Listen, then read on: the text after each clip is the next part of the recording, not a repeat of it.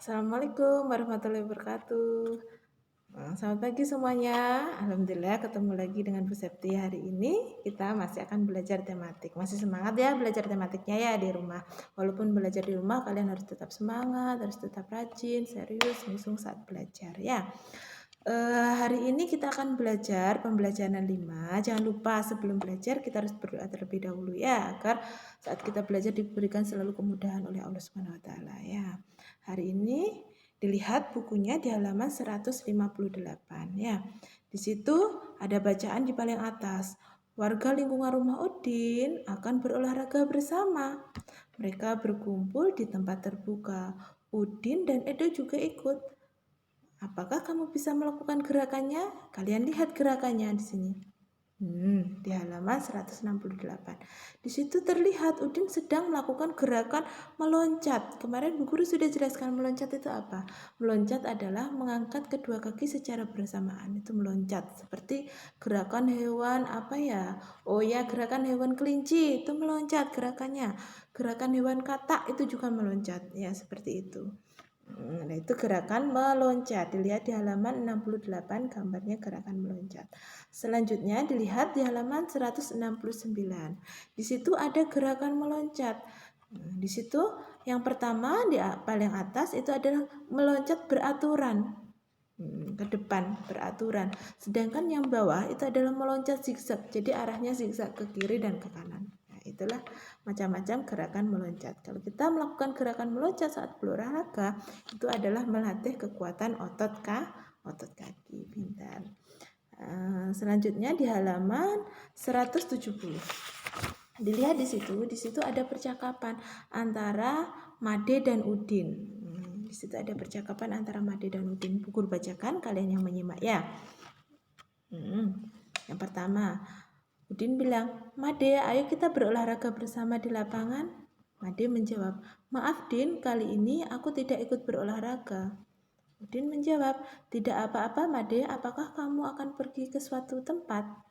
Udin menjawab, betul Din, aku akan mengunjungi paman bersama keluargaku. Udin menjawab, baiklah, selamat bersenang-senang. Made menjawab, terima kasih Udin. Nah, di situ terjadi percakapan antara Made dan Udin. Sekarang Bu Guru tanya, di situ apakah ada kalimat penolakan? Siapa tahu? Apakah ada kalimat penolakan? Ya, di situ ada kalimat penolakan yang diucapkan oleh Made. Di situ, maaf Din, gini. Maaf Din, kali ini aku tidak ikut berolahraga. Jadi, Made mengucapkan kalimat penolakan seperti itu. Dia mengucapkan kalimat penolakannya dengan sopan. Masih ingatkah kalian kalimat penolakan itu? Ciri-cirinya seperti apa? Kalimat penolakan itu ciri-cirinya yang pertama biasanya di awal kalimat ada kata maaf, tidak, atau lain kali. Nah, di akhir kalimat ada tanda titiknya, itu adalah kalimat penolakan. Kalimat penolakan harus diucapkan dengan kata-kata yang sopan, yang baik ya. Sekarang dilihat pertanyaannya di bawahnya. Jawablah pertanyaan-pertanyaan di bawah ini sesuai percakapan antara Udin dan Made yang ada di atas. Kita jawab bersama-sama ya. Nomor 1, siapa yang mengajak berolahraga pada teks di atas? Siapa yang mengajak berolahraga? Ya, yang mengajak berolahraga Udin. Ya, terus di situ pakai huruf tegak bersambung Udin ya. Nomor 2, apakah maksud ajakan tersebut? Maksud ajakan tersebut adalah Udin mengajak Made untuk ikut berolahraga di lapangan. Ya, seperti itu. Tulis ya. Udin mengajak Made untuk berolahraga di lapangan. Seperti itu ya.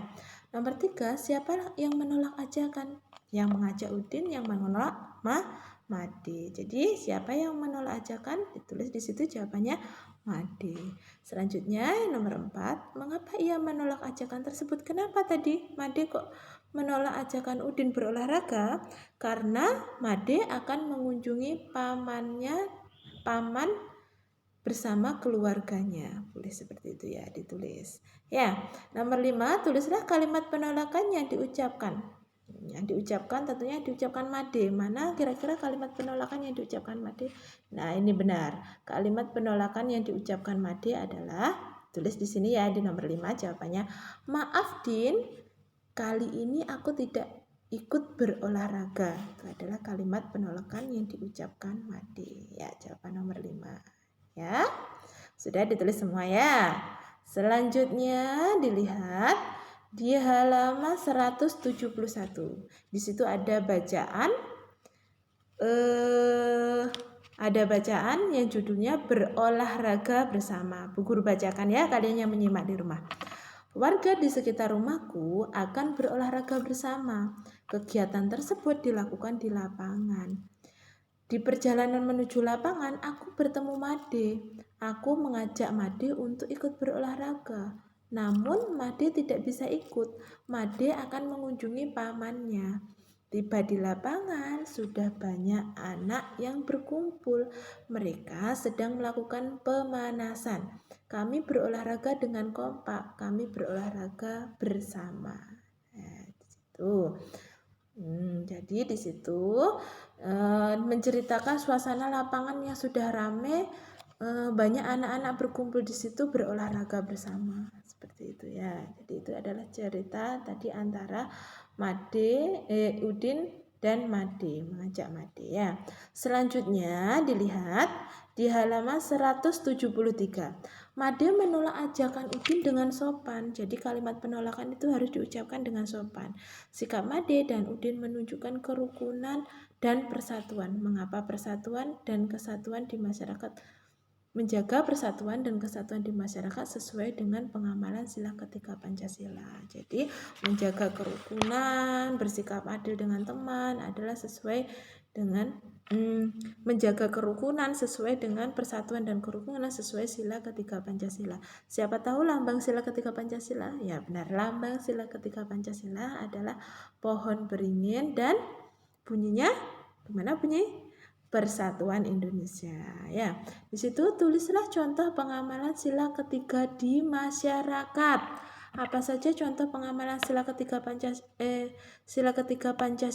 Pancasila di masyarakat? Yang lambangnya pohon beringin, yang bunyinya Persatuan Indonesia.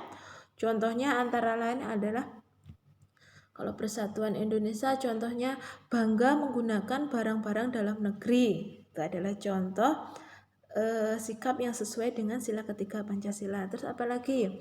Mempelajari tarian adat atau tarian daerah. Nah, apabila kalian suka menari, kalian mempelajari tarian-tarian daerah, itu adalah juga mencerminkan sikap sesuai sila ketiga Pancasila. Terus apalagi ya? Ya, berteman dengan teman yang memiliki suku berbeda atau berteman dengan semua teman tanpa membeda-bedakan suku, itu adalah contoh sikap sesuai sila ketiga Pancasila. Terus apa lagi? Menjaga kerukunan menjaga kerukunan di lingkungan, itu adalah contoh juga pengamalan sila ketiga Pancasila. Selanjutnya, berilah tanda centang pada kolom yang tepat. Apakah sikap-sikap berikut ini sesuai atau tidak sesuai dengan sila ketiga atau tidak? Jika sesuai, berilah tanda silang. Di situ nomor 1 sikapnya Bu Guru bacakan. Melakukan ronda menjaga keamanan bersama-sama, berarti sikapnya sesuai. Kasih centang, disesuai ya. Nomor 2, hanya bergaul dengan tetangga dekat saja, berarti dia membeda-bedakan, berarti tidak sesuai, dikasih centang tidak sesuainya. Melakukan kerja bakti membersihkan lingkungan, betul sesuai. Menjaga persatuan, bisa menjaga persatuan kerukunan. Nomor 4, ikut serta dalam kegiatan warga, sesuai, kasih centang. Nomor 5, menyukai barang-barang dari luar negeri, tidak sesuai. Kalau sesuai itu menyukai barang dalam negeri, memakai atau menggunakan barang-barang dalam negeri. Ini lebih menyukai barang-barang dari luar negeri, berarti tidak sesuai. Tidak sesuainya dikasih centang ya. Nah, selanjutnya lanjut ya. Kita belajar langsung di pembelajaran 6. Ketika menolak permintaan orang lain, kita harus mengucapkan dengan sopan.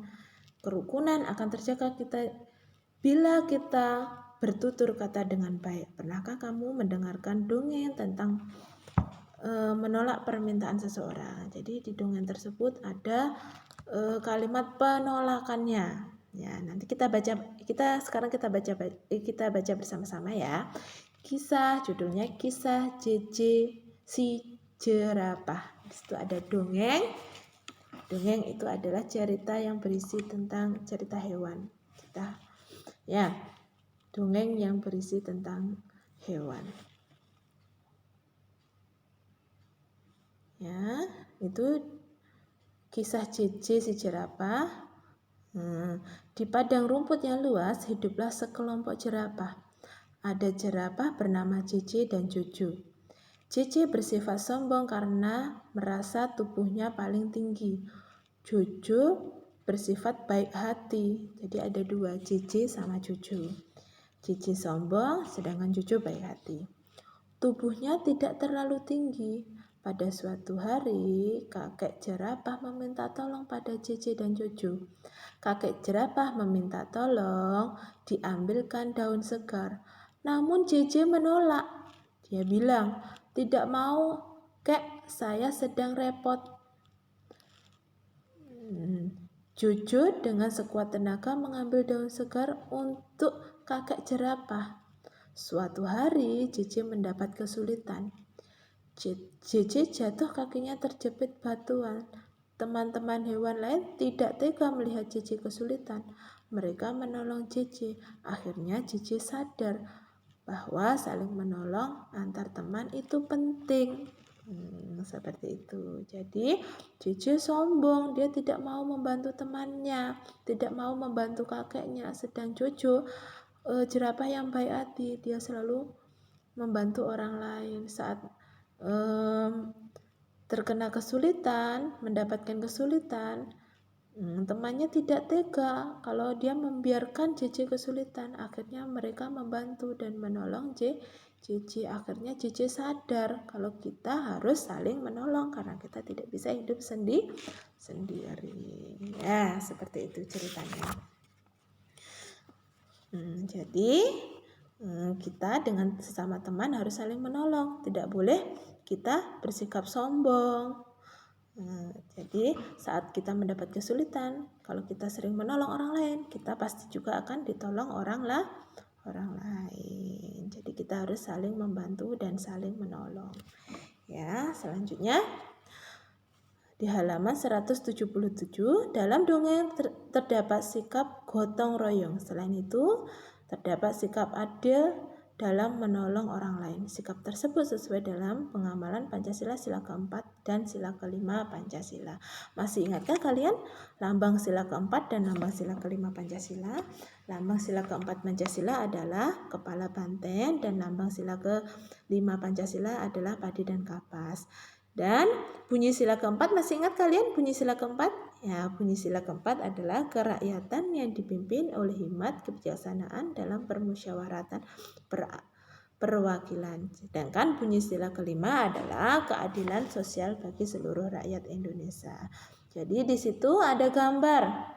Hubungkan gambar pengamalan sila Pancasila dengan sila-sila Pancasila yang sesuai. Sila keempat dan sila kelima. Sila keempat contohnya kemarin apa? Sila keempat contohnya kemarin tidak memaksakan kehendak, menerima hasil keputusan rapat atau diskusi atau musyawarah, menghargai pendapat orang lain, itu adalah sesuai sila keempat Pancasila. Sedangkan sila kelima contohnya bergotong royong, membagi tugas dengan adil, menghargai hak orang lain, menghargai hasil karya orang lain adalah sesuai sila ke-5 Pancasila, keadilan sosial bagi seluruh rakyat Indonesia. Sekarang kita hubungkan ya. Yang pertama itu terlihat itu bapak-bapak sedang bermusyawarah.